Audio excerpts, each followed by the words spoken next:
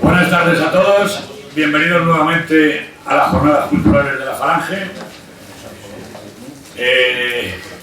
Ya sabéis que nos recomendamos mucho aprender cosas aquí para que luego no vengan los analfabetos de los demócratas y nos quieran demostrar cosas que son indemostrables.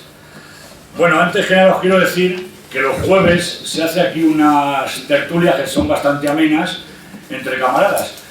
Es de entrada libre, el que quiera venir que venga, siempre es bueno oír sus comentarios y sus cruces de... No me gusta decir opiniones porque nosotros no somos de opiniones, somos de acciones, pero sí de escucharnos. Entonces ya sabéis, a partir de las 8, todos los jueves, si os pedimos que vengáis unos cuantos, pues aquí estaremos con vosotros y vosotros con nosotros. Y como siempre hago, anuncio la próxima conferencia, que la va a dar el camarada Juan Domingo Martínez, que le tenemos aquí con nosotros. El título es muy sugestivo: Historia y anécdotas de un falangista en las cárceles de la democracia. No voy a decir nada sobre la conferencia porque ya se encargará él de ilustrarnos. Bueno, pues hoy tenemos a un bisnieto de un militar marino e inventor ilustre, Javier San Mateo Isaac Peral. Es economista, relacionado con el mundo del automóvil en su rama de recursos humanos, y compagina su labor profesional, aparte que ha tenido épocas de docencia, en investigación sobre las épocas de finales del siglo XIX, principios del XX, todo relacionado alrededor de la figura de su bisabuelo, que hoy nos dirá cómo ha sido estafado. Ya nos presentó aquí el libro del fracaso de Monturiol, y es falangista, hijo de falangistas, y le tenemos hoy aquí con nosotros, que nos contará, aparte del fraude que hubo con el submarino, las peripecias de la siempre eterna masonería y sionista al servicio de la contra España. Vamos a escuchar a Javier. Javier, cuando quieras. Muchas gracias. Gracias, Carlos. Perdonad un momento. Luego el libro, va a presentar el libro. Como siempre os animo a que lo compréis. Vale en la calle 25 euros. Y aquí nos hace un cariñito de 5, o sea que se queda por 20 euros. Ya sabéis que el que pueda que lo compre para animar al escritor y para que siga escribiendo. Gracias, y ahora escuchamos a Javier. Bueno, muchas gracias, Carlos.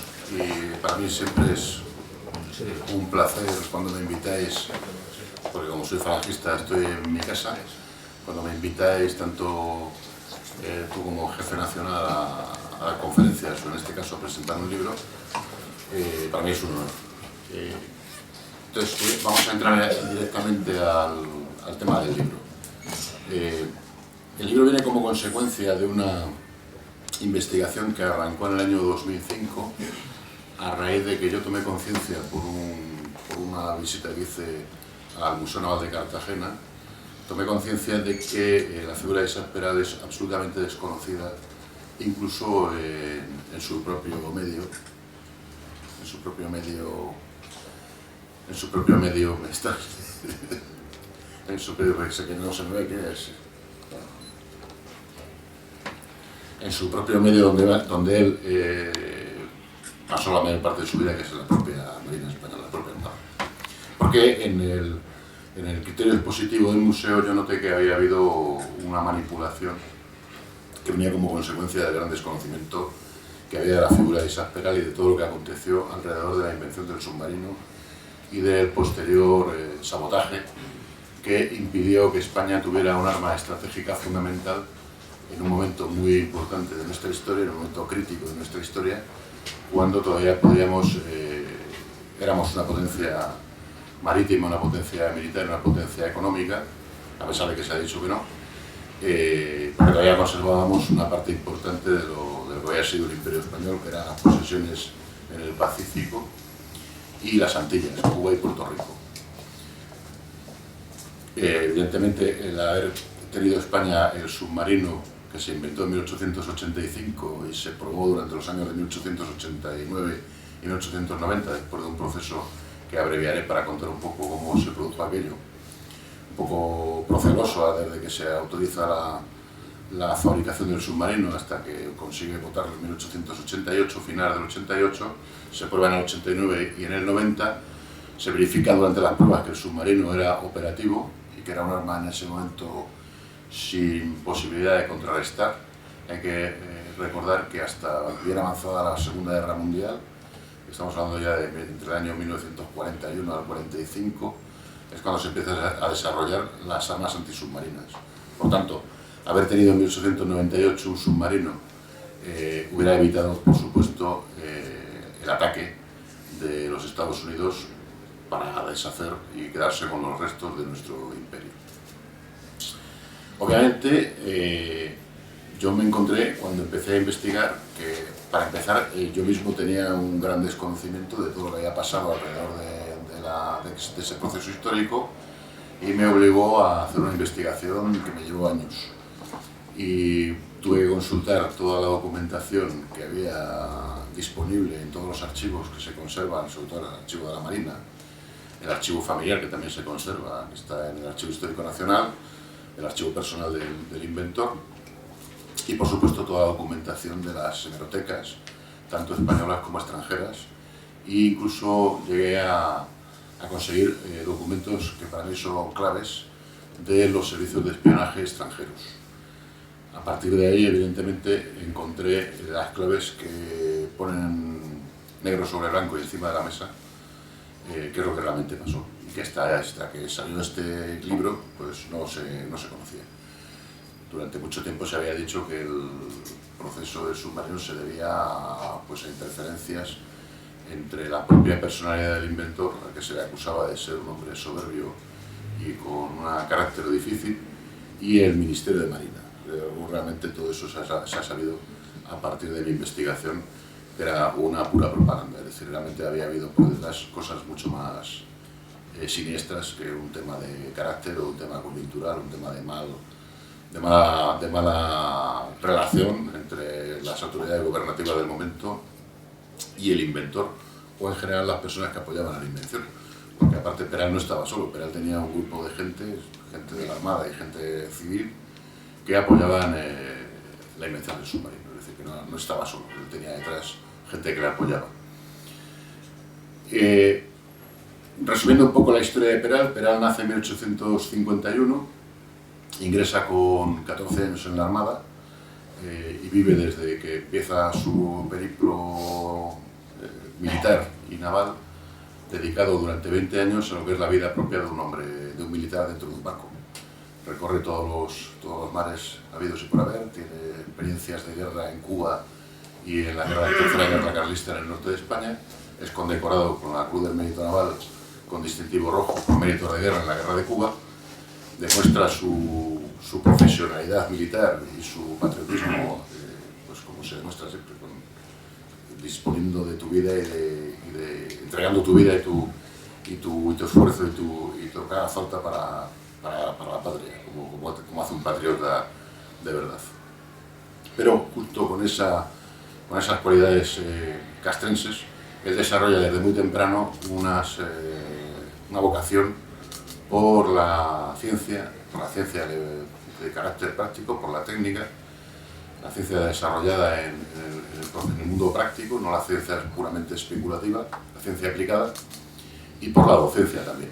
De esa manera, cuando ya lleva una vida de aventura naval, de aventura militar, decide optar por consagrar su segunda vocación y opta por hacer una cosa que se llama el curso de ampliación de estudios. El curso de ampliación de estudios era unos cursos especiales, o que le llamaríamos una especie de posgrado militar, si es que se puede hablar así, que duraban 2 años, y donde se especializaban las personas que tenían mejor cualificación en materias científicas que eran importantes para el desarrollo de la vida militar en el mar, porque evidentemente, como sabemos, la navegación siempre es un acto que entraña riesgos, incluso en tiempos de paz, y la navegación pues, requiere una buena base científica para...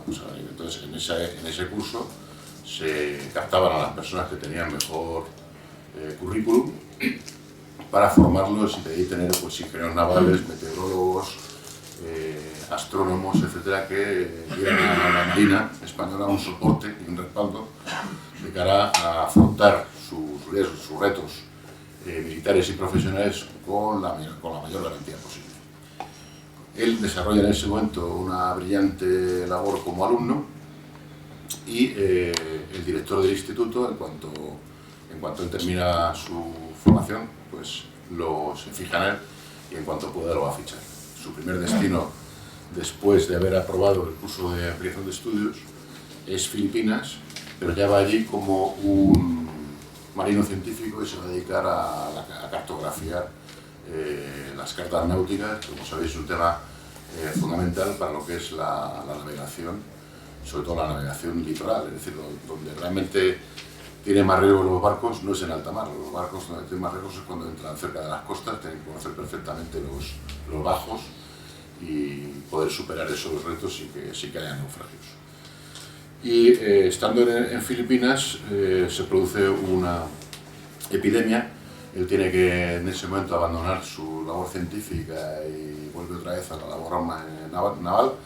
Se pone a la disposición de la autoridad del momento de Filipinas y empieza a recorrer con un barco y suministrar alimentos, medicinas, etcétera, entre las islas del archipiélago donde se ha producido la epidemia. Finalmente él también enferma y tiene que retornar no a España, porque Filipinas era España en ese momento, sino que tiene que retornar a la península.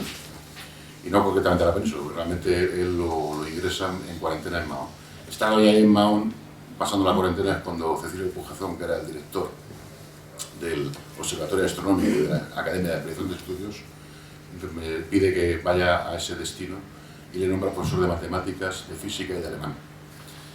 Y eso empieza en el año 1883-84. En esa época se produce una situación muy crítica para la Marina Española porque por una falta de visión de los gobiernos de la época, pero que venía de atrás, venía desde la época de la Revolución mal llamada Gloriosa, que por cierto tiene un nombre que recuerda, como bien sabe Carlos y muchos de los que están aquí, a una revolución masónica inglesa que también se llamó así, la Revolución Gloriosa, y evidentemente la Revolución Gloriosa española también tuvo un contenido masónico muy importante, como sabemos, estuvo protagonizada y dirigida por importantes masones de la época. Desde la Revolución del 68, que estamos hablando de 1868, hasta 1880, la Marina prácticamente es abandonada y no hay una dotación suficiente para que mantenga su nivel exigible desde el punto de vista de los gobiernos de la época para poder mantener el tráfico y la custodia de la salvaguarda de todo nuestro litoral y de todas las posesiones que nos quedaban, que eran muchos kilómetros de costa, aquí en el Atlántico y en el Pacífico. Y ese año de 1884, como consecuencia de falta de dotación presupuestaria, no hay barcos suficientes para que ingresen nuevos alumnos en la academia, entonces se llamaba la escuela. Entonces se cierra la escuela durante un año porque no hay barcos suficientes. Y eso lo intuyo, que debió ser un tema para un hombre que tenía la vocación como Isaac Peral, que era un hombre que procedía de familia de marinos, su padre era marino, su abuelo era marino, sus dos hermanos eran marinos, lo llevaba en el ADN, lo llevaba en la sangre.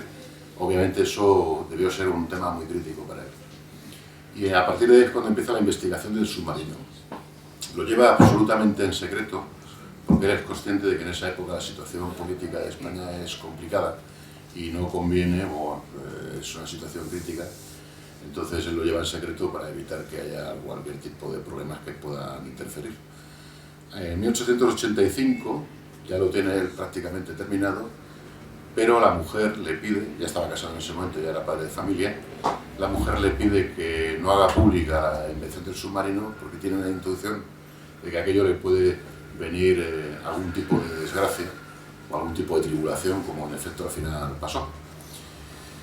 Pero en 1885 se produce lo que se conoce históricamente como la crisis de las Carolinas. Es que el Imperio Alemán, el Segundo Imperio Alemán, bajo el mando de Bismarck, consideró que las Islas Carolinas no estaban bajo soberanía de ninguna potencia, pero realmente pertenecían a España, y amenazó con apoderarse de ellas mandando un buque de guerra para tomar posesión de las Carolinas. En España se produjo una fuerte conmoción que hoy nos llamaría la atención cómo se movilizó el pueblo español, pero no solo aquí, sino incluso las colonias españolas que había en Argentina, en México, hubo un movimiento patriótico verdaderamente espectacular, incluso hubo gente que donó dinero para comprar barcos a última hora. Se produjo una gran... las cámaras de comercio declararon el boicot a los productos alemanes y fue tal la reacción del pueblo español que los propios comerciantes, los propios industriales y el mundo mercantil alemán llegó a presionar a Bismarck para que retirara la amenaza porque estaba resintiendo sus negocios, ¿no? Entonces, se produjo un conato de guerra, fue un barco de guerra español a declarar que ese territorio era de soberanía española, pero no estaba realmente ocupado, y hubo otro barco de guerra alemán que entraron allí prácticamente a punto de entrar en guerra.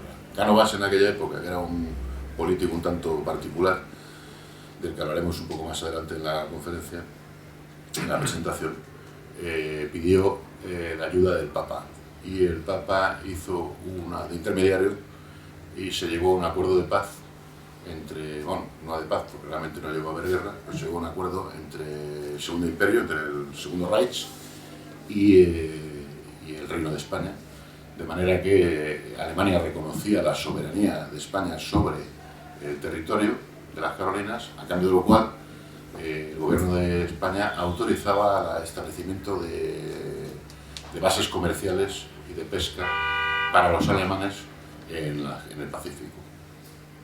Aquello se concluyó de una manera que era lo que se llama pues, un cierre en falso, porque realmente el gobierno español no se dio cuenta que más tarde o más temprano entraríamos en guerra con alguna potencia exterior, como así fue.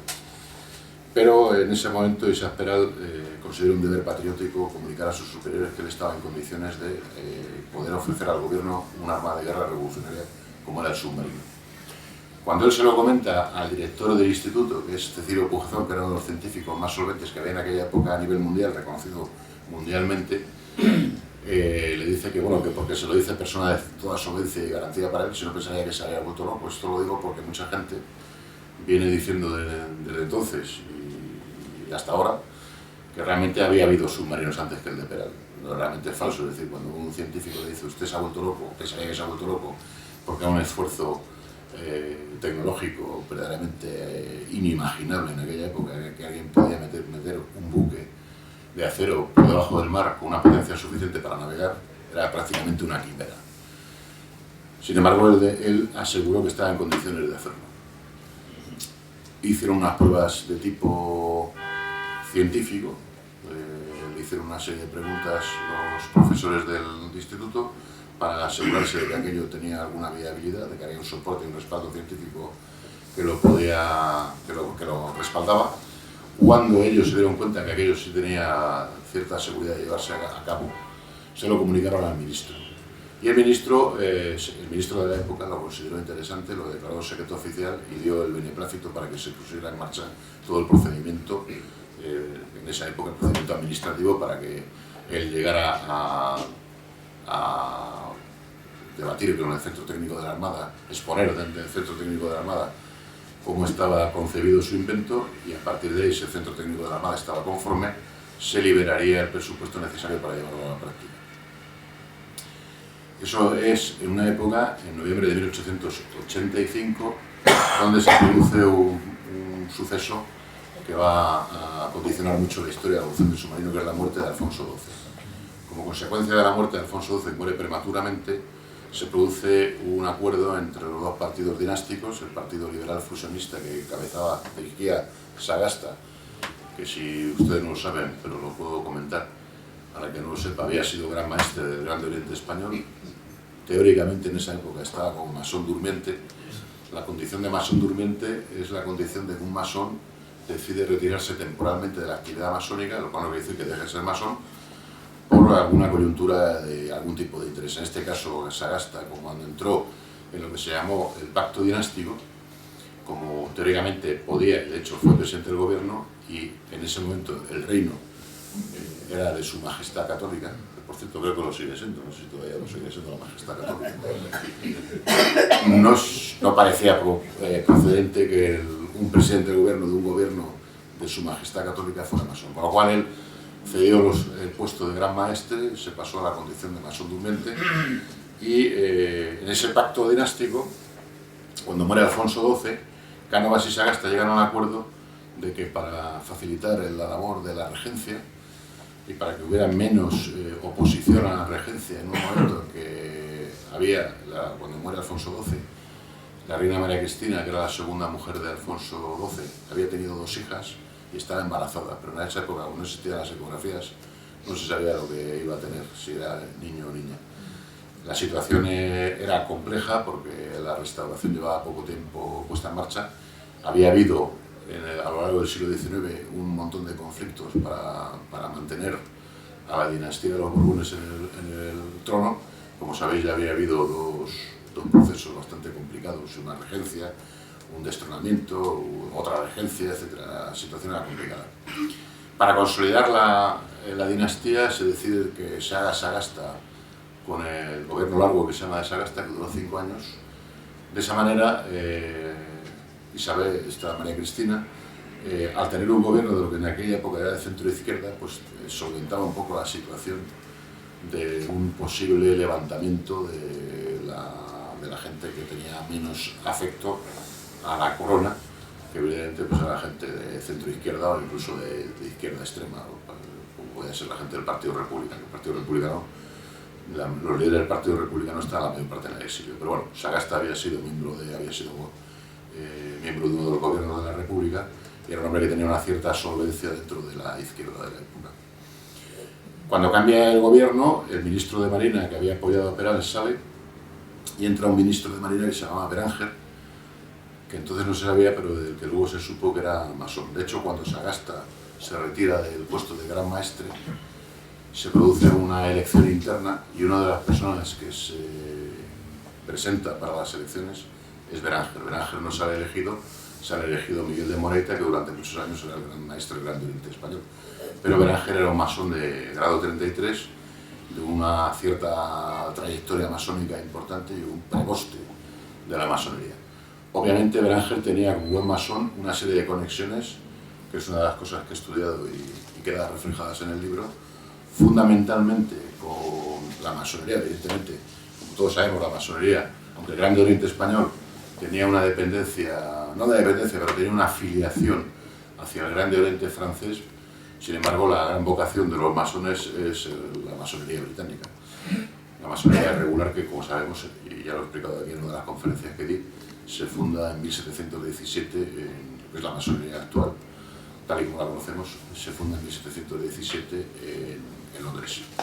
Obviamente, además Beranger había estado durante 10 años como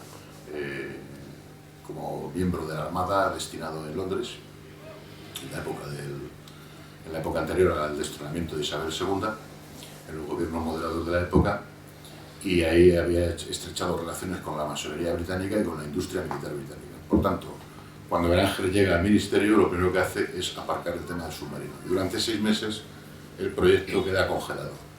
Lo que pasa es que como ya en ese momento se ha producido una noticia y se ha generado una expectativa, como decía antes, a importantes sectores de la población, y sobre todo de la Armada, que conscientes de que la situación de la Armada no era la más adecuada para afrontar una posible o eventual guerra que se pudiera presentar en cualquier momento, como había estado a punto de producirse en el año 85, pues había un sector importante de la Armada que apoyaba a Perales. Se presionó y se hizo una campaña de prensa para que se desbloqueara el asunto y Beranger al final pues decidió, después de 7 meses, liberar el proyecto y pasarlo al centro técnico. Poco después, el propio Beranger abandonó el Ministerio de Marina y gracias a eso se pudo seguir adelante lo que es el proceso administrativo, burocrático, que permitió poner en marcha la puesta en marcha del proyecto del submarino. Beranger se marcha del gobierno de Sagasta y decide abandonar Sagasta porque en esa época se produce el levantamiento republicano instigado por Ruiz Zorrilla desde París, que estaba en el exilio de París, que era el jefe del Partido Republicano, del general Villacampa, que habían intentado dar un pronunciamiento militar, un golpe de Estado, a favor de la República. El golpe de Estado fue parado inmediatamente, apenas tuvo repercusión, y fueron arrestados los principales cabecillas militares de la insurrección, o del intento de insurrección, y el general Villacampa, junto con otros, fue condenado a muerte. Pero Sagasta, que a fin de cuentas las relaciones de amistad con este grupo político, decidió, ¿cómo se dice esto? Amnistiar, conmutar la pena de muerte, exacto. Decidió conmutar la pena de muerte y Beranger, en oposición a esta decisión, cesa como ministro de Marina. Hay un movimiento extraño, que es que a partir de ahí Beranger abandona el partido de Sagasta y se ofrece al partido de Cánovas. Era un partido tradicionalmente enemigo de Beranger, porque Beranger había sido republicano, había estado dentro del Partido Republicano, había sido uno de los elementos fundamentales de la Revolución del 68. En Londres, durante la Revolución del 68, es el que se encarga de enlazar a los exiliados en Bélgica, a los que estaban confinados en Canarias y a movimiento interno dentro de España, para enlazarlos a todos y montar la revolución, por lo cual uno de los principales líderes y caudillos de la Revolución del 68. Luego se hizo miembro del Partido Republicano, luego volvió al Partido de Sagasta y finalmente, después de esta división extraña, decide apostar por el Partido de Cánovas. Lo hace con una intención que luego se verá más adelante, que no era precisamente ni filantrópica, ni política, ni de ningún tipo, era simplemente una cuestión de afianzar su poder dentro de la Armada y de afianzar el poder de los que le apoyaban. Llega otro ministro, que en principio no debía estar muy condicionado en contra del submarino, porque lo desbloquea el proyecto y sigue adelante, pasa por el centro técnico, al final pasa todas las pruebas que se le ponen por delante y finalmente se aprueba en 1887, se le da el presupuesto suficiente y se aprueba para que siga adelante el proyecto. Para que se ponga en marcha el proyecto, se le faculta a Isaac Peral para que vaya al extranjero a comprar el material que considere necesario y se pone a su disposición el arsenal de la Carraca para que lleve adelante la construcción. Todo eso se hace entre 1887 y 1888, en un tiempo prácticamente récord. Luego debemos recordar que el primer submarino que se construye en España en 1817, por ahí, en 1917, se tarda 5 años en poner en marcha. Sin embargo, en esta época, apenas en año y medio se le pudo poner la quilla y se votó. Después de 1888, al final del 88 se produce la botadura y en 1889 se habilita para que haga las pruebas previas que él considera necesario para demostrar que esa máquina funciona. La máquina, como es normal, tiene algunos defectos de fabricación porque es la primera vez que se hace este aparato y a pesar de que sale razonablemente bien, en un 90% del proyecto del submarino demuestra que es capaz de navegar sumergido, como se verá después, y que es capaz de lanzar torpedos, pero tenía algunos defectos de construcción. Por otra parte es normal, un prototipo siempre sale con defectos de construcción. Defectos muchas veces que son fortuitos. 1889 y 1890 se desarrollan las pruebas oficiales. Las pruebas principales, para resumir, son las pruebas de inmersión. Navega durante más de 1 hora a 10 metros de profundidad, rumbo establecido, y sale precisamente en la cota donde había dicho que iba a salir. Y luego hay otra prueba de lanzamiento de torpedos, tanto en inmersión como fuera del agua,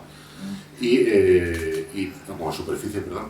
Y luego también una prueba de simulacro de ataque y defensa de un puerto. Son las pruebas principales. Había una prueba que él había propuesto, que curiosamente se cancela, y que estaba prevista en el decreto que había aprobado las pruebas, el decreto que estaba firmado por la reina y por el gobierno, que era una prueba que consistía en salir del puerto de Cádiz, atravesar el estrecho y aparecer al otro lado en Ceuta. Evidentemente esa prueba se canceló. Y se canceló porque obviamente eso ponía totalmente en entredicho la situación estratégica militar del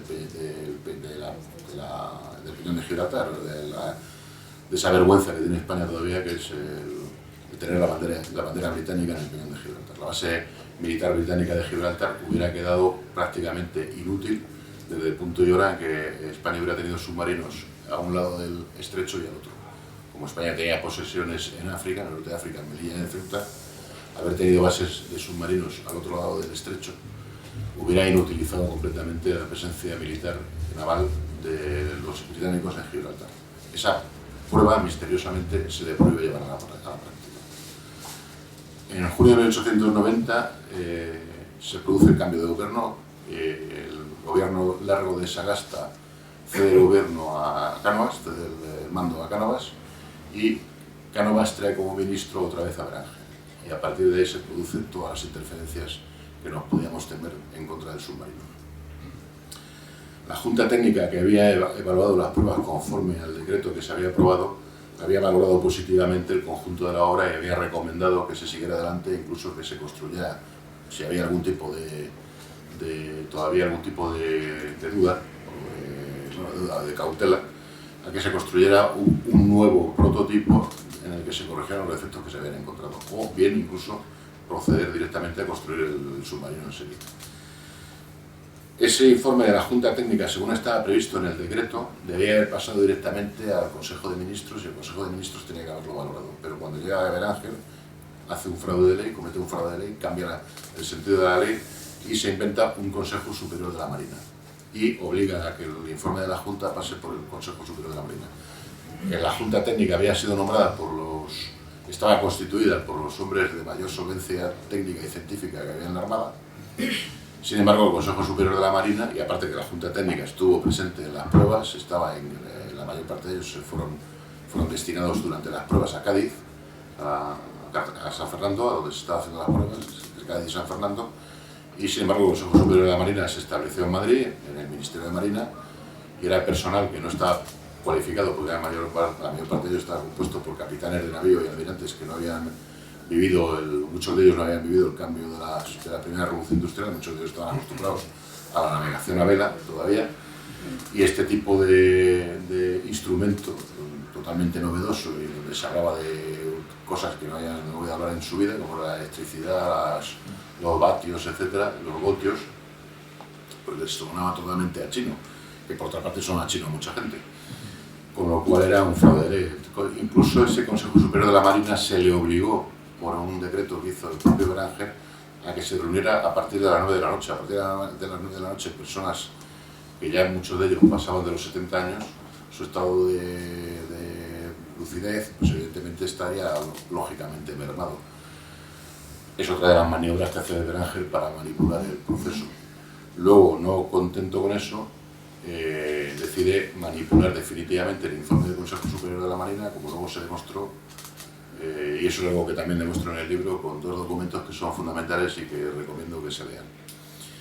El informe que se presenta finalmente al gobierno es un informe adulterado, y el gobierno, pues con ese informe adulterado, decide no seguir adelante con el proceso. Al final, a Peral se le acusa de no querer colaborar con el ministerio y de ser un hombre arrogante que no está dispuesto a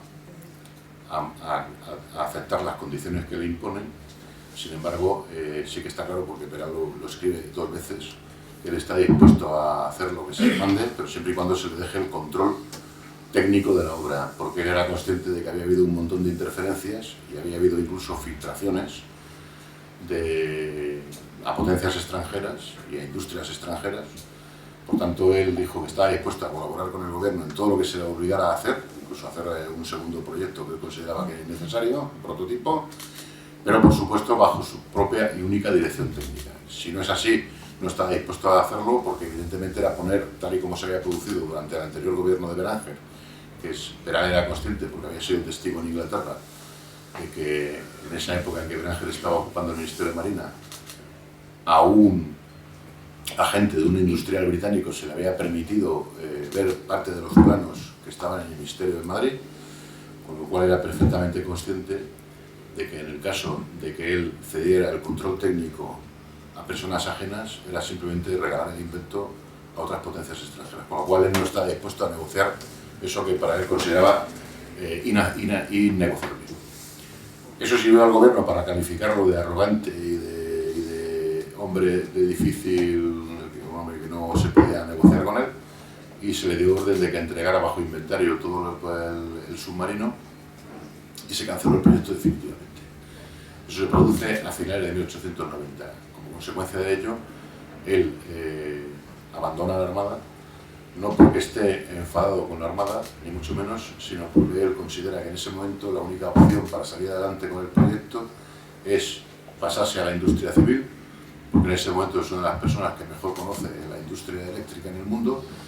Como tiene una solvencia técnica que le permite montar varias industrias en España, su ambición, su sueño es haber alcanzado el nivel económico suficiente como para que en solitario o con el concurso de algún otro socio capitalista haber podido llevar adelante el proyecto por sí mismo sin necesidad de depender del gobierno. Desafortunadamente, durante el proceso de la construcción del submarino se le había desarrollado un cáncer que no cuidó con la suficiente celo, porque consagró en esa época todo su esfuerzo a sacar adelante el proyecto del submarino, y ese cáncer no se había podido detener a tiempo. Justo cuando él abandonó la Armada, se opera por primera vez en manos del doctor Federico Rubio, sufre 3 operaciones a lo largo de 4 años, y después de la tercera operación que le hacen en España, el amigo suyo, que era el doctor Federico Rubio, que sabéis que tiene una calle en Madrid, que era el médico de más prestigio que había en España en ese momento, dice que él ya no puede hacer nada más, Rubio y Galís, que él ya no puede hacer más, y le recomienda que vaya a Berlín, que se ponga en manos del médico de más solvencia en el mundo, que era el doctor Bergmann. Marcha en 1895 a operarse a Berlín. La operación aparentemente sale teóricamente bien, pero sin embargo le tienen que extirpar el único ojo que le quedaba todavía bien, con lo cual hubiera quedado ciego de haber sobrevivido, porque ya le había extirpado otro, el doctor Federico Rubio, pero como consecuencia de una negligencia médica, una negligencia en los cuidados del posoperatorio, se le produce una infección y muere de una meningitis, muere prácticamente de una manera casi inmediata en el posoperatorio. Con lo cual su sueño de haber llevado adelante el submarino por sus propios medios queda definitivamente frustrado. Desde 1891, que se pasa la vida civil, hasta 1895, le da tiempo a montar varias industrias en España, monta las 22 primeras centrales eléctricas que hay en España, monta la primera fábrica de baterías de uso industrial que se hace en el mundo, cuyo edificio todavía se mantiene en Madrid, en la calle Mazarredo, en el que conseguimos hace poco que se pusiera una placa, porque el estado de abandono de la figura de Peral ha sido lamentable durante los últimos años, y ha sido siempre por esfuerzo, por iniciativa privada, que se ha intentado que no se borre su recuerdo de la historia de España. Quiere decir que desde 1891 hasta 1895 le dio tiempo a montar una buena parte de la industria eléctrica española, y consigue algo que no se le ha reconocido nunca, que España esté a la vanguardia, incluso hoy, de la industria eléctrica a nivel mundial. Sin embargo, en otros sectores que hemos estado tradicionalmente más atrasados, en la industria eléctrica fuimos punteros gracias a Isaac Peral.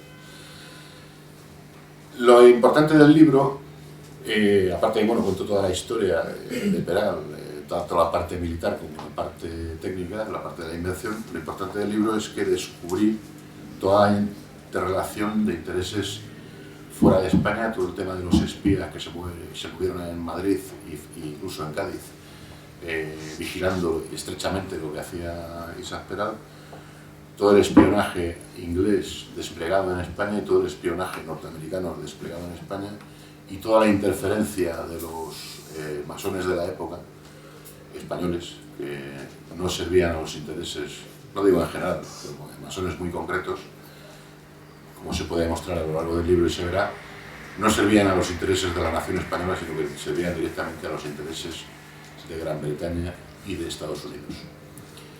Como consecuencia de lo cual, en 1898 nos agredió a Estados Unidos, hay que decir claramente, fue una guerra de agresión, como tantas otras que por otra parte han hecho a lo largo de la historia los británicos y los estadounidenses. Ahora aparecen como los benefactores de la humanidad y los que han llevado la democracia y la libertad al mundo entero, pero la mayor parte de las guerras que han emprendido a lo largo de la historia son guerras de agresión salvaje. En este caso lo fue, España fue víctima de la agresión en el año 1898, lo que pasa es que hubo una componenda entre masones del gobierno de aquí, que volvía a presidir curiosamente Sagasta en esa época, y el masón McKinley, que era el presidente de los Estados Unidos, con el beneplácito y la intermediación de la masonería británica, que nunca se pierde una, que se llegó a una especie de pacto por el cual se hizo una guerra, un paripé de guerra, y España pidió el armisticio sin haber prácticamente peleado. Porque hay que recordar que en 1898 en Cuba había 200.000 soldados perfectamente pertrechados, mucho mejor equipados y mucho mejor preparados militarmente que los 28.000 soldados que tenían todo el ejército americano. En ese momento tenía un ejército, un número de efectivos de 28.000. Tenía que haberse enfrentado, si hubiera entrado en una guerra real, una guerra en campo abierto, se tenía que haberse enfrentado con por lo menos 150.000 soldados españoles armados con el Mauser español, que era mucho mejor que el rifle americano, que era danés, y evidentemente la guerra no hubiera tenido el resultado que tuvo, por lo cual se llegó a una especie de pacto que nunca se ha querido investigar a fondo, y el gobierno español, pretextando que la flota, que la escuadra, tanto la de Cervera como la de Montojo, habían fracasado en su intento y habían sido hundidas por la... Bueno, la flota de Cervera fue hundida por la americana, la flota de Montojo se hundió porque Montojo decidió hundirla, porque los americanos no iban a hundirla. Pero como consecuencia de eso, el gobierno se vio facilitada su labor para pedir la paz a los Estados Unidos, negociar una paz vergonzosa en el Tratado de París, por el cual se le cedió Cuba y Puerto Rico, por un lado, y el archipiélago de las Islas Filipinas a Estados Unidos, y el resto de las posesiones del Pacífico, salvo la isla de Guam, que se negoció un acuerdo aparte y se le vendieron a Alemania. Poco después de que los últimos soldados del ejército español abandonaron el archipiélago de Filipinas, algo que no se cuenta habitualmente, murió 1 millón de filipinos bajo las armas de los Estados Unidos. Nunca en los 350 años de historia que había estado España en Filipinas se había producido no 1 millón, no creo que ni siquiera 1.000 muertos. Esa es la consecuencia de la tradición de los gobiernos masónicos de la época para España y para lo que era también España, porque Filipinas era España, Cuba era España y Puerto Rico era España. Puerto Rico evidentemente también padeció una gran crisis y hubo mucha población puertorriqueña que fue obligada a irse de Puerto Rico para asimilarlos a la cultura anglosajona. Y eso es un poco la historia del submarino, la historia del libro. No se puede nunca desvincular la historia del submarino a la historia de 1898, están perfectamente conectadas, como demuestro en el libro. Y para mí, por eso le titulo De la gloria de la traición, porque la gloria del invento estuvo clara, él consiguió lo que había propuesto, lo que había prometido, él navegó en inmersión, él demostró que el submarino era operativo y él demostró que el submarino iba a ser el arma que iba a desequilibrar definitivamente las batallas navales, los combates navales, a partir de ese momento, como ocurrió en las 2 guerras mundiales. Y luego la traición. Evidentemente, no es que fuera traicionada Operal, que lo fue, es que fue traicionada España, que es mucho más grave. Y eso es un poco el fruto de mi investigación y lo que quería comentaros hoy. Y estoy dispuesto, evidentemente, que creo que es la parte más interesante, a satisfacer la curiosidad de vuestras preguntas y lo que me queráis preguntar. Pues muchas gracias, Javier.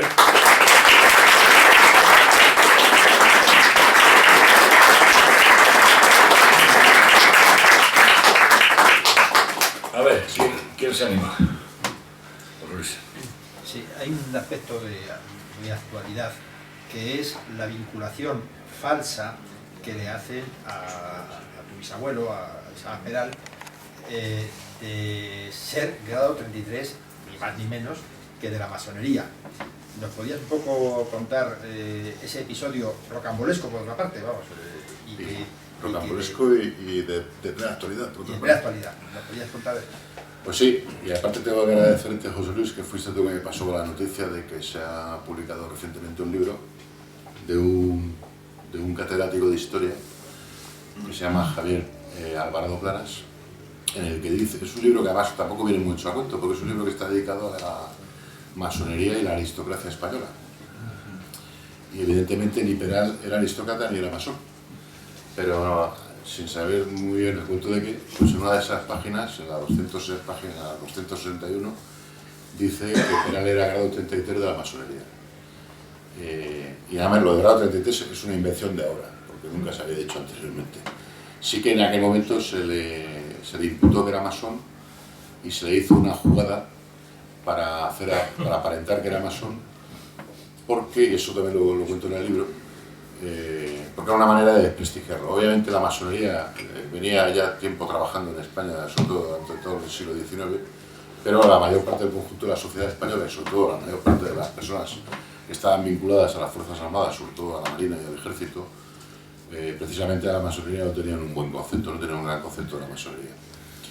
¿Qué pasó en esa época? Pues que vino a Madrid una logia un tanto extravagante que se llama los Ritos de Memphis y Mizraim, que es una logia irregular, una logia de origen italo-francés, que se asentó en España precisamente en 1889. Y que no estaba en muy buena relación con el Grande, bueno, no estaba en buena relación, no tenía ninguna relación con el Grande Oriente Español, que era la masonería además somera, entre comillas, que había en España, que era la que hemos dicho antes, a la que perteneció Beranger y de la que dirigía en ese momento el gran maestre, que creo que además está muy vinculado.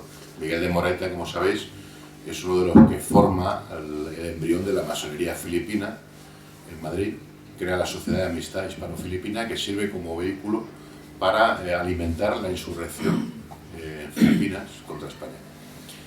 Este era Miguel de Moreta, o sea, no estamos hablando de una persona que tuviera un protagonismo, que no tuviera un gran protagonismo en la época, bajo cuerda, pero que lo tuvo.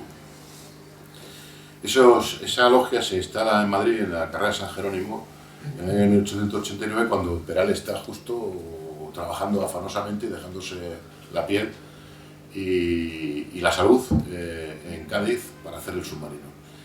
Y desde aquí, porque además la sede la tienen en la carrera de San Jerónimo, deciden nombrarle socio numerario, una especie de reclamo publicitario y propagandístico, no solo a él, sino a una lista de personajes ilustres a los que le nombran socios numerarios. Empezando por Garibaldi, que llevaba un montón de años muerto, es el primero de la lista, Garibaldi. Y uno de ellos, Peral. Peral de esto no tiene mayor conocimiento. En un momento más adelante, aparte de hacerle un socio numerario, le nombran supernumerario de la masonería. En ese momento además sacan su retrato en el escaparate de la logia. Y ahí se produce una gran conmoción porque hay una publicación católica, se llama Unión Católica, que saca un editorial muy duro porque dice que ha visto que aparece el retrato de Isaac Peral en una logia masónica como miembro de supernumerario de la logia. Eso llega a oído de Peral, inmediatamente manda una carta a la prensa desmintiendo que es su condición de masón, renunciando y rechazando ese supuesto cargo que le había dado la logia y diciendo claramente que él era católico, se sentía católico, estaba vinculado a la Iglesia Católica y en aquella época, como todos sabemos, era incorpóreo, lo sigue siendo, pero en aquella época todavía estaba mucho más en vigor la excomunión, que no sé si ahora sigue en vigor, pero bueno, en aquella época ser masón ineludiblemente llevaba a la excomunión inmediata. Y un hombre que era católico de profunda convicción no podía serlo, como era en este caso. Con lo cual él dejó bien claro que él no tenía ninguna relación con la masonería, rechazó ese nombramiento, pero luego eso sirvió para que en aquella época que estaba la situación del trono en una situación, como hemos dicho antes, en precario, en un periódico francés se publicó que María Cristina se había hecho masona, la reina regente, en una atenida en el Palacio de Oriente, cosa que luego se demostró que era falsa. Pero claro, eso lo condicionó también porque el único apoyo que tuvo Peral, el único apoyo firme que tuvo Peral a nivel gubernativo en las instancias de la jerarquía del Estado era la reina. Por tanto, era una maniobra que le alejaba, porque claro, la reina, que se sintió profundamente dolida, porque la reina era también muy católica, de grandes convicciones católicas, se sintió profundamente dolida por esa noticia que se publicó en Francia y que luego se desmintió. Pero claro, el decir, bueno, Peral es masón y tú le apoyas, pues evidentemente es una cosa que se estaba hecho con la intención de que la reina alejara su apoyo de Peral. A pesar de que quedó bastante claro el tema de que era falso, tan es así que el Grande Oriente Español hizo en su boletín que publicó el 15 de abril de 1889, afeando la conducta de la otra logia, diciendo que cómo se podía consentir ese tipo de actos tan actos irreflexivos. directamente. Son actos irreflexivos de estos masones que no son masones como Dios manda. Como Dios manda, lo digo para entenderlos, en lenguaje coloquial. Y de ahí viene la historia. Lo que pasa es que luego ese infundio se ha mantenido y luego ya pues se ha ido creciendo hasta el punto de que este personaje que hemos comentado se inventa directamente no solo era masón, sino que era el grado 33. El grado 33 es el máximo nivel de la masonería, no se llega tan fácilmente, además es una carrera de años, con lo cual evidentemente si él no estuvo nunca, simplemente le pusieron en un número de una revista diciendo que figuraba como socio numerario, pues evidentemente difícilmente podía ser grado 33, no fue ni grado 0. Eso es un poco, no sé si he contestado tu pregunta. Sí, sí, claro. Razonablemente bien. A ver, el último... Sí, tú. Que la había levantado antes. Bueno, si quieres... Ah, bueno, será. No, termina. Es que voy a dar caña. Entonces, no sé si me corresponde ahora o puedo esperar. Pero no mucha. Habías levantado tú la mano antes. Vale. Pues, hombre, vamos a ver, Javier San Mateo y Sáspera. Yo entiendo que tu bisabuelo, cuando salió de la Marina, permaneciera quitando un escrito que hizo en un periódico satírico, no metiera mucha bulla contra la Marina. Que la Marina española, perdona, déjame acabar. Pero no entiendo que su bisnieto no hable claro. Y no entiendo que en este foro, que es la Falange, no se hable claro. Y para entender la política, para entender la situación del submarino, hay que darle el contexto en el que se produce. Pero el contexto que se produce no es el de buenos y malos, los políticos masones y del pobre pueblo español. El contexto que hay es el de unas élites en el siglo XIX, que es absolutamente mediocre y pasa igual que en el siglo XXI. Son élites políticas, pero no solamente políticas. La culpa no solamente lo tienen los políticos, que también.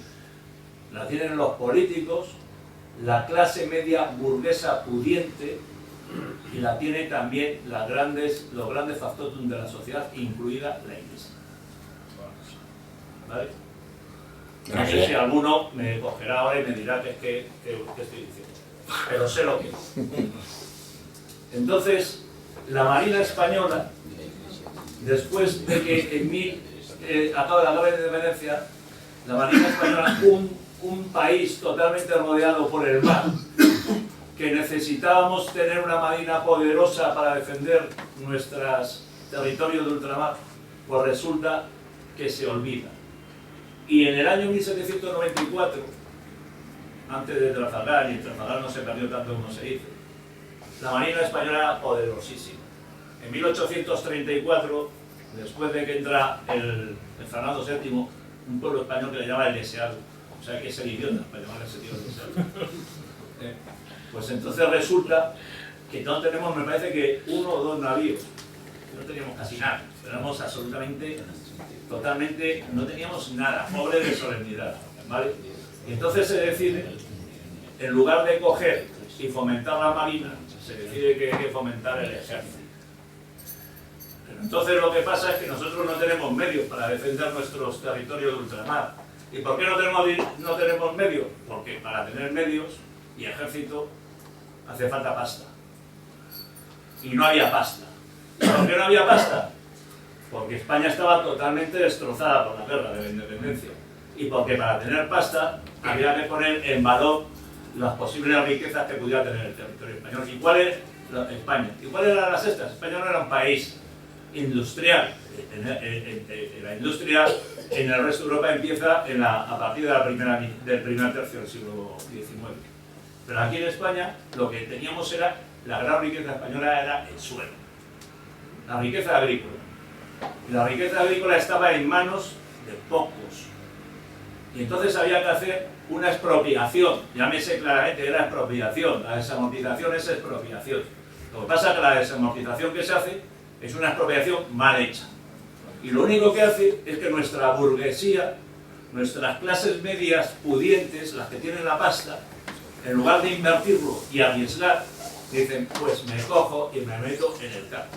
Y en el campo lo que hacen es, meten en el campo la pasta, no las clases medias agrícolas que la tuvieran general porque se conocían de qué iba el tema. No, las clases que estaban en la ciudad son las que meten la pasta en el campo. Entonces aquello, lo único que se hace es campos malestos y una total utilización y explotación de la clase campesina. Y la gran riqueza española que no existía otra que el campo se va a tomar por saco.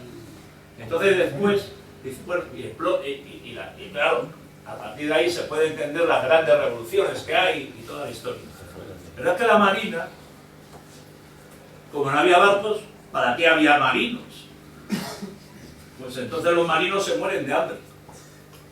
Y además los marinos, igual que los de tierra, pues resulta que como no hay barcos, pues no tienen nada que hacer y empiezan a pensar. Y los marinos, los de tierra hacen revoluciones de estas, pequeñas que le llaman revoluciones, que no cambian nada. Y los de marina tienen un cuerpo inmenso de gente para no tener barcos. Es curiosísimo, en el siglo XIX, las prácticas que se hacían en la marina inglesa y las que se hacían en la marina española, porque no había pasta. Pero a pesar de eso, la marina no se enfrenta a esa situación. Los líderes, no solamente los políticos, los líderes de la marina callan e intentan crear un corporativismo y defienden esa situación. Defienden esa situación y seguiré si me dejan 2 minutos. ¿Vale? Entonces, defienden esa situación y nos encontramos con que lo que sucede cuando Peral es una consecuencia lógica. Pero es una consecuencia lógica no porque haya masones, que los hay, y muchos más de los que has dicho. Sí, claro, porque te va a abreviar.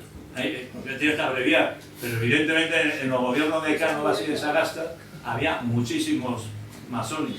Es que incluso habría que, para que la gente lo pueda entender, la restauración borbónica se apoya sobre todo en los grandes terratenientes de Cuba, en las grandes familias catalanas y vascas, y muchas de ellas que habían sido y habían sacado su pasta del esclavismo. ¿Vale? Entonces, de todas formas, oye, aparte de agradecido, el próximo día me dé la palabra, te propongo que eres una conferencia que, y te lo digo con gusto, no te lo digo en plan de cachondeo, vale. porque ya hablamos un día que a ver si te animabas a una.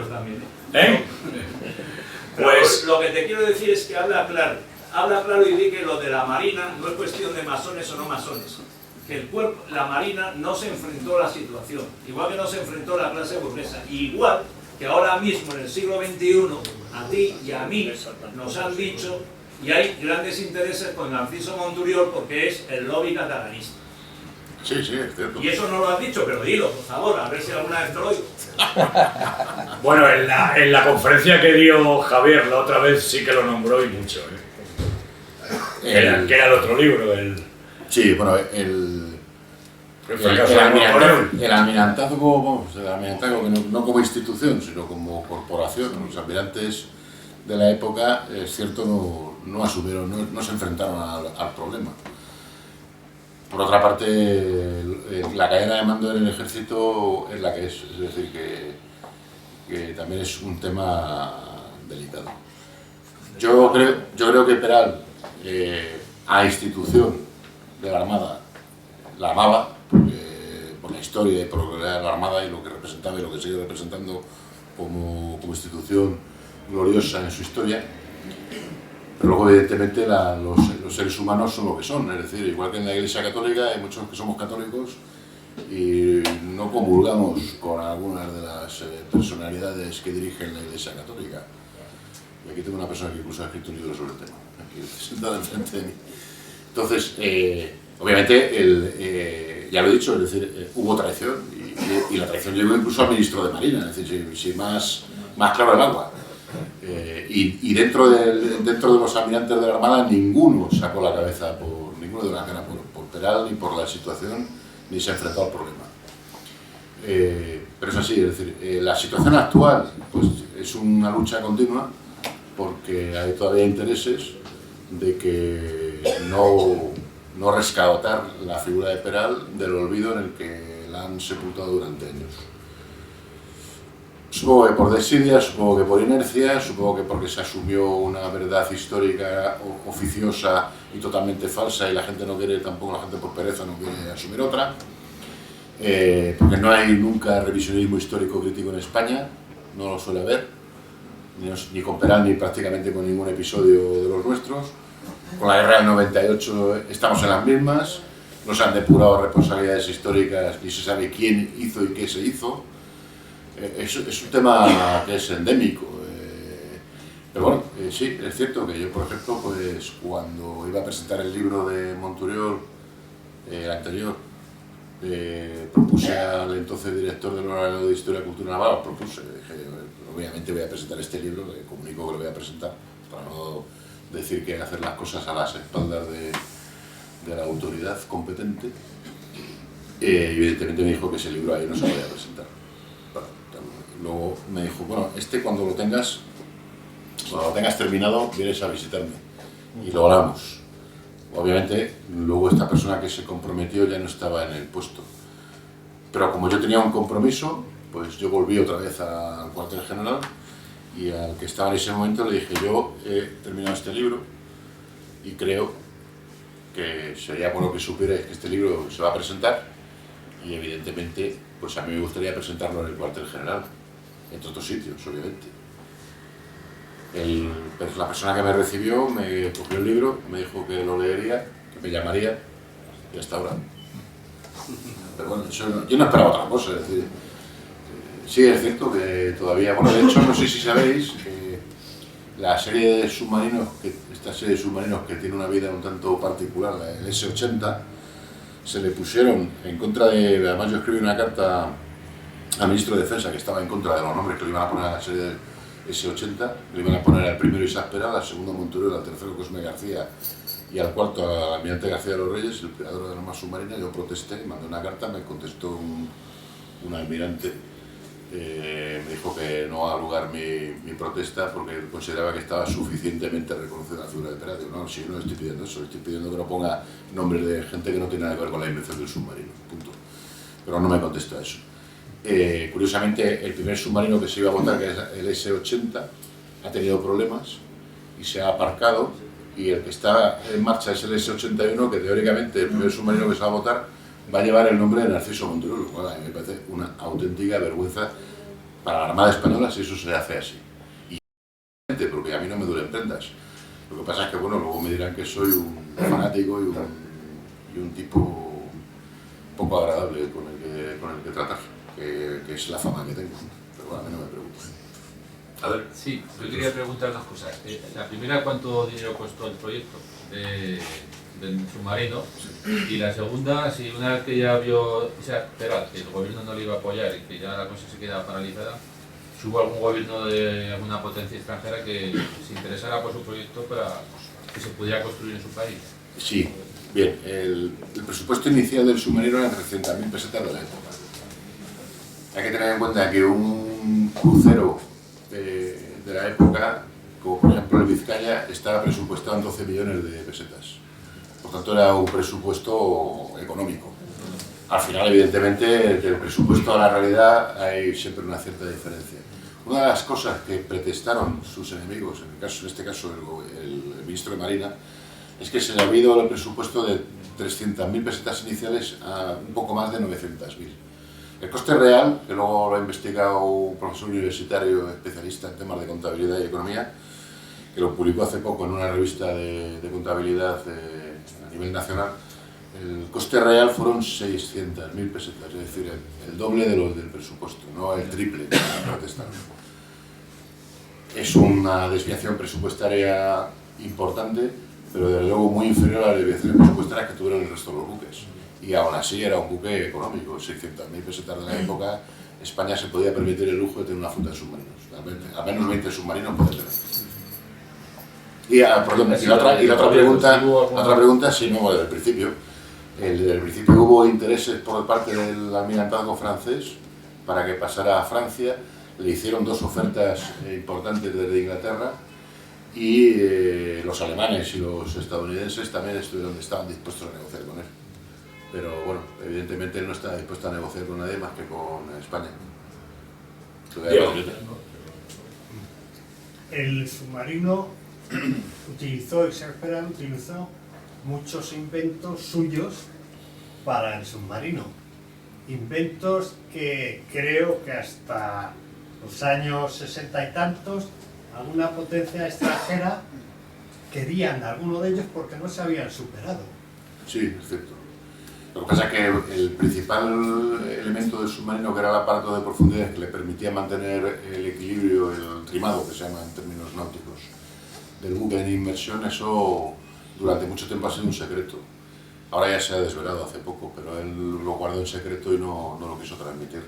Luego, evidentemente, todo el tema de las baterías, él cambió totalmente lo que era la batería de la época, y los motores eléctricos, todo eso ha tardado muchos años en reproducirse con los mismos resultados que él obtuvo. Bueno, de hecho, hasta 1905, estamos hablando ya de 15 años después, no hubo un submarino que llegara a tener las prestaciones que daba el submarino de Peral en potencia de inversión.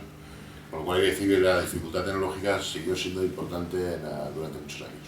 Era un invento politécnico, es decir, era un invento que agrupaba un conjunto de inventos. Y a él le dijeron que no había inventado nada. Y se sigue negando por parte de mucha gente que inventara el submarino. Salvador, yo he leído el libro y el libro es muy bueno y invito aquí a todo el mundo a que lo compre. Comparto un poco la indignación de Chico en relación, pero no tanto con la Armada, sino más bien como el propio Javier contra la masonería. Y entonces yo lo que diría es, para que la gente tenga un poco más en cuenta lo que es el libro y se anime a comprarlo, sucintamente diría cuáles son los elementos que determinan lo que es un submarino y no lo que había antes, que eran botijos o paquebotes. En segundo lugar, que des unas pinceladas al proceso de construcción que tuvo el submarino, los sabotajes que se produjeron, sí. Y después con un elemento como Sájarov, una persona que se dedicaba pues eso, pues a la compra y venta de armamento con la masonería, intervino en el fracaso del proyecto. Todo sucinto para que la gente se anime. Sucinto, vamos a ver. Sabotajes el submarino tuvo desde... No, empieza primero por el submarino. ¿Por qué es el primer submarino de Mason? ¿Por qué es el primer submarino? Claro. Muy sencillo. Los inventos que se creó, es decir... El primer submarino es porque es el primer buque que navegó en inmersión. Anteriormente no había habido ningún buque que navegara en inmersión. Todo lo que es ensayos que se dicen habitualmente que eran submarinos, como por ejemplo esto que hemos dicho antes, que le quieren poner el nombre, o se lo han puesto ya, de Narciso Monturio y Cosme García, eran artefactos que lo más que podían hacer eran zambullidas. No tenían potencia para salir fuera de los abrigos de los puertos y de los ríos. Hubo un montón de ensayos de la época incluso de la época de Alejandro Magno, de intentar, eran sucedáneos de lo que sería un aparato de buceo, un aparato auxiliares del buceo, para bajar al fondo de un puerto, para poner una mina en un barco. Por el tema de la fuerza motriz.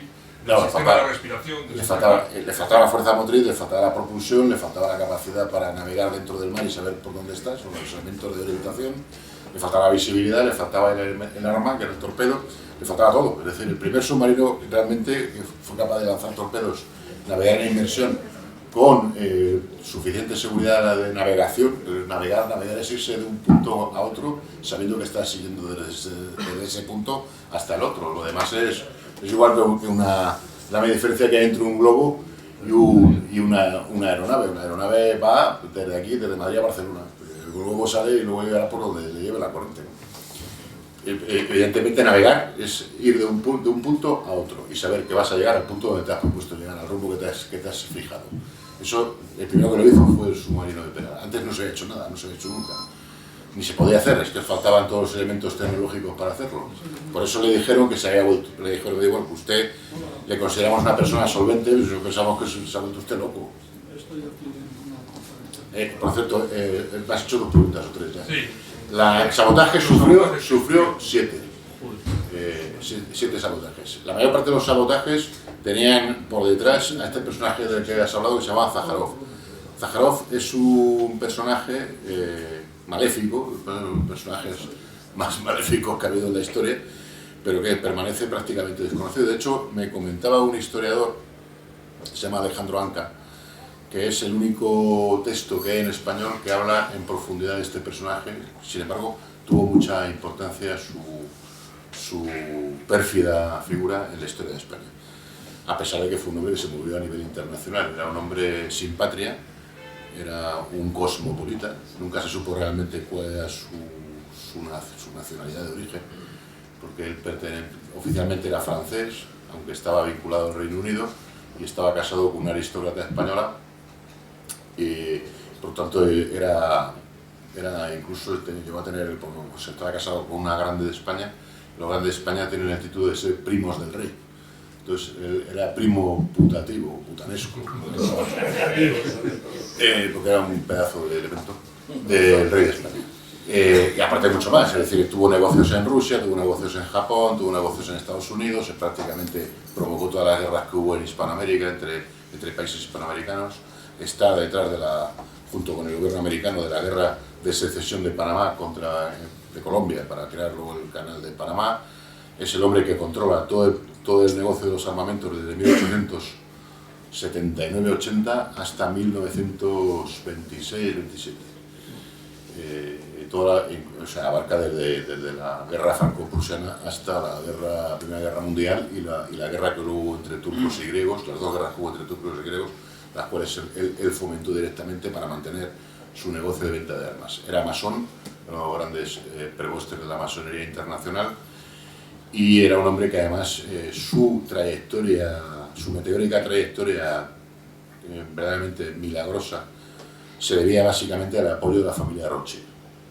La familia Rothschild es la que le apoyó para que se hiciera con la dirección del mayor fabricante de armas británico de la época, la casa Vickers, que dirigió pues desde 1890 y algo, 91, 90 y tantos, hasta 1926, que es despedido porque al desaparecer el negocio, al acabar la Primera Guerra Mundial, luego las guerras que se producen, gracias a Dios, no son guerras que se implementen un gran consumo de armamento, el negocio se contrajo y los beneficios se fueron al garete, y entonces el propio gobierno británico intervino en las empresas, y la nueva dirección de Vickers-Armstrong, se fusionó la Vickers y la Armstrong, decidió ponerle de patitas en la calle. No obstante a eso, él siguió su trayectoria criminal, se marchó a Mónaco, invirtió dinero en Mónaco, incluso está vinculado a un asesinato un tanto extraño de uno de los prebostes del cártel del acero